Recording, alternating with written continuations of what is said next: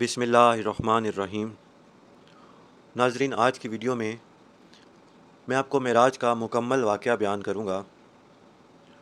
वाक़या मेराज पैगम्बर इस्लाम की ज़िंदगी के उन वाक़यात में से हैं जिन्हें दुनिया में सबसे ज़्यादा शोहरत हासिल हुई। आम रिवायात के मुताबिक ये वाक़या हिजरत से 1 साल पहले 27 रजब की शाम को पेश आया। वाक़या मेराज का ज़िक्र कुरान में भी मौजूद है और हदीस में भी। कुरान हमें ये बताता है कि वाक़या मेराज किस गर्ज़ के लिए हुआ था और अल्लाह ने अपने रसूल को बुलाकर क्या क्या हिदायत दी थी, जबकि हदीस शरीफ से हमें ये मालूम होता है कि वाक़या मेराज किस तरह से हुआ और इस सफ़र में मज़ीद क्या क्या वाक़यात पेश आए। मेरी तमाम नाज़रीन से गुजारिश है कि वीडियो को मुकम्मल देखिएगा। नाज़रीन, इस वाक़े की तफसीलात 28 हम असर रावियों के ज़रिए हम तक पहुँचती हैं। 7 रावी वो हैं जो ख़ुद मेराज के ज़माने में मौजूद थे और 21 रावी वो हैं जिन्होंने बाद में नबी करीम सल्लल्लाहु अलैहि वसल्लम की अपनी ज़बान मुबारक से इसका किस्सा सुना। नाज़रीन, ये तमाम रिवायात इस वाक़ये के मुख्तलिफ़ पहलुओं पर रोशनी डालती हैं, इसलिए इन तमाम रिवायात को मैं एक तरतीब से आपको बयान करूँगा। हज़रत मोहम्मद सल्लल्लाहु अलैहि वसल्लम आपको पैगम्बरी के मनसब पर सरफराज हुए 12 साल गुजर चुके थे। आपकी उम्र मुबारक 52 बरस थी। एक शाम आप हरम काबा में सो रहे थे कि जिब्राइल अमीन फरिश्ते ने आकर आपको जगाया और नीम बेदारी की हालत में आपको जमजम के पास लेकर गए। आपका सीना चाक किया गया और इसे जमजम के पानी से धोया गया और फिर इसे हिल्म, बुर्दबारी, दानाई और ईमान व यकीन से भर दिया गया। इसके बाद आपकी सवारी के लिए एक जानवर पेश किया गया जिसका रंग सफ़ेद और कद खच्चर से कुछ छोटा था। रिवायत के मुताबिक वो बर्क़ की रफ्तार से चलता था, यानी उसका हर कदम आपकी हदे निगाह तक पहुंचता था और इसी मुनासबत से ही इसका नाम बुराक था। पहले अंबिया कराम भी इसी नौयत के सफ़र में इसी सवारी पर जाया करते थे। फिर आप सल्लल्लाहु अलैहि वसल्लम इस पर सवार हुए और जिब्राइल अलैहिस्सलाम के साथ चले। पहली मंजिल मदीना की थी, जहां उतरकर आपने नमाज़ पढ़ी। जिब्राइल ने कहा, इस जगह आप हिजरत करके आएंगे। इसी तरह दूसरी मंजिल तूर पर सीना की थी, जहां अल्लाह हज़रत मूसा अलैहिस्सलाम से हम कलाम हुआ करते थे। तीसरी मंजिल बैत लहम की थी, जहां हज़रत ईसा अलैहिस्सलाम पैदा हुए। और चौथी मंजिल पर बैतुल मक़दस था, जहाँ पे बुराक का सफ़र ख़त्म हुआ।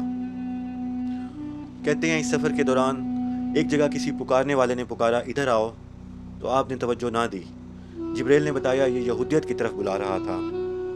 दूसरी तरफ से आवाज़ आई कि इधर आओ, और आपने उस तरफ भी तवज्जो ना की, तो जिब्राइल ने कहा ये ईसाइयत का दाई था। फिर एक औरत निहायत बनी संवरी नज़र आई और उसने अपनी तरफ बुलाया। आपने इससे भी नज़र फेर ली। जिब्राइल ने कहा यह दुनिया थी। फिर एक बूढ़ी औरत सामने आई। जिब्राइल ने कहा यह दुनिया की उम्र का अंदाज़ा इसकी उम्र से कर लीजिए। फिर एक और हैवान आया जिसने अपनी तरफ मुतवज्जा कराना चाहा, मगर आपने उसे भी छोड़कर आगे बढ़ गए। तो जिब्राइल ने कहा यह शैतान था जो आपको रास्ते से हटाना चाहता था। बैतुल मक़दस पहुंचकर आप बुराक से उतर गए और उसी मकाम पर इसे बांध दिया जहां पहले अंबिया कराम इसे बांधा करते थे। हैकल सुलेमानी में दाखिल हुए तो उन सब पैगंबरों को मौजूद पाया जो इस कायनात की इब्तिदा से इस दुनिया में आए थे। आप सल्लल्लाहु अलैहि वसल्लम के पहुंचते ही नमाज के लिए सफ़ें बंध गईं। सब मुंतज़िर थे कि इमामत के लिए कौन आगे बढ़ता है।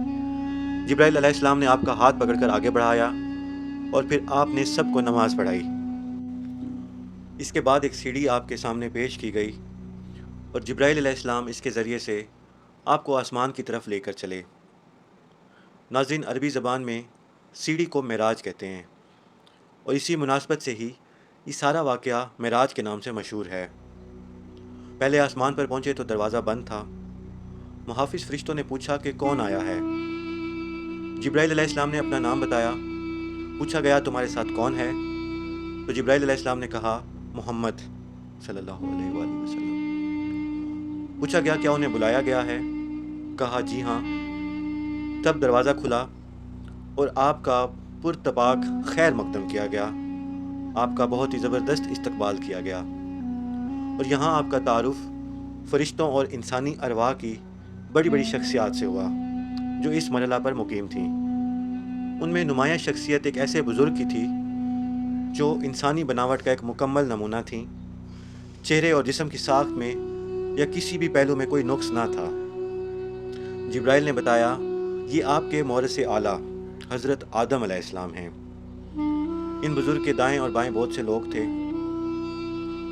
आप अलैहिस्सलाम दाएं जानिब देखते तो खुश होते और बाएं जानिब देखते तो रोते। पूछा ये क्या माजरा है? बताया कि ये नस्ल आदम अलैहिस्सलाम है। आदम अपनी औलाद के नेक लोगों को देखकर खुश होते हैं और बुरे लोगों को देखकर रोते हैं। फिर आपको तफसीली मुशाहिदे का मौका दिया गया। एक जगह आपने देखा कुछ लोग खेती काट रहे हैं और जितनी काटते हैं उतनी ही ज़्यादा बढ़ती चली जाती है। पूछा ये कौन है? कहा गया ये अल्लाह की राह में जहाद करने वाले हैं। फिर देखा कुछ लोग जिनके सर पत्थरों से कुचले जा रहे हैं। पूछा ये कौन है? कहा गया ये वो लोग हैं जिनकी सरगरानी इनको नमाज के लिए उठने ना देती थी। कुछ और लोग देखे जिनके कपड़ों में आगे और पीछे पैबंद लगे हुए थे और जानवरों की तरह घास चर रहे थे। पूछा ये कौन है? कहा गया ये वो हैं जो अपने माल में से ज़कात खैरात कुछ भी ना देते थे। फिर एक शख्स को देखा कि लकड़ियों का गट्ठा जमा करके उठाने की कोशिश करता है और जब वो उससे नहीं उठता तो वो उसमें कुछ और लकड़ियां बढ़ा लेता है। पूछा ये कौन अहमक है? कहा गया ये वो शख्स है जिस पर अमानतों और ज़िम्मेदारियों का इतना बोझ था कि उठा ना सकता था, मगर ये उनको कम करने के बजाय और ज़्यादा ज़िम्मेदारियों का बोझ अपने ऊपर लादे चला जाता था। फिर देखा कि कुछ लोगों की ज़बानें और होंठ कैंचियों से कतरे जा रहे हैं। पूछा ये कौन है? कहा गया ये गैर जिम्मेदार मुकर्रर हैं जो बिला तकल्लुफ़ ज़बान चलाते और फितना बर्पा किया करते थे। एक और मकाम पर कुछ लोग थे जो अपना गोश्त काट काट कर खा रहे थे। पूछा ये कौन है? कहा गया ये दूसरों पर ज़बान और ताने देने वाले लोग थे। इन्हीं के करीब कुछ और लोग थे जिनके नाखून तांबे के थे और वो अपने मुंह और सीने को नोच रहे थे। पूछा ये कौन है? कहा गया ये वो लोग हैं जो लोगों के पीठ पीछे उनकी बुराइयां करते और उनकी इज्जत पर हमले किया करते थे। कुछ और लोग देखे जिनके होंठ ऊँटों के मुशाबे थे और वो आग खा रहे थे। पूछा ये कौन है? कहा गया ये यतीमों का माल हजम करते थे। फिर देखा कुछ लोग हैं जिनके पेट बेइंतहा बड़े और सांपों से भरे हुए थे। आने जाने वाले उनको रौंदते हुए गुजर जाते थे मगर वो अपनी जगह से हिल नहीं सकते थे। पूछा ये कौन है? कहा गया ये सूदखोर हैं। फिर कुछ और लोग नज़र आए जिनके एक जानिब नफीस गोश्त रखा था और दूसरी जानिब सड़ा हुआ गोश्त जिससे सख्त बदबू आ रही थी। वो लोग अच्छा गोश्त छोड़कर सड़ा हुआ गोश्त खा रहे थे। पूछा ये कौन है? कहा गया ये वो मर्द और औरतें हैं जिन्होंने हलाल बीवियों और शोहरों के होते हुए हराम और अपनी ख्वाहिश नफ्स पूरी की। फिर देखा कुछ औरतें अपनी छाती के बल लटक रही हैं। पूछा ये कौन है?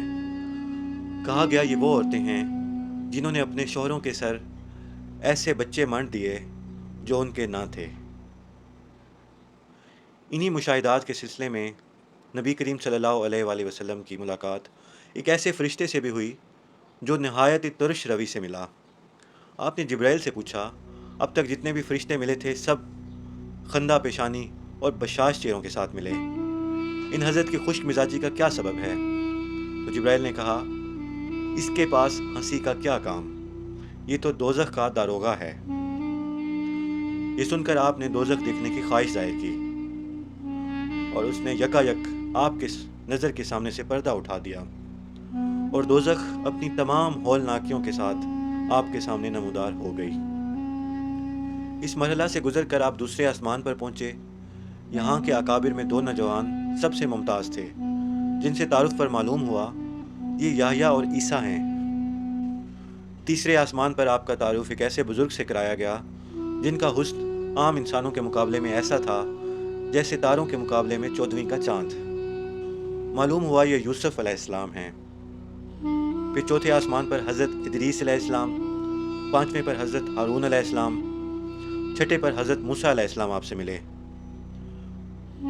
7ویں آسمان پر پہنچے تو ایک عظیم الشان محل جسے بیت المعمور بتایا گیا وہ آپ نے دیکھا، جہاں بے شمار فرشتے آتے اور جاتے تھے۔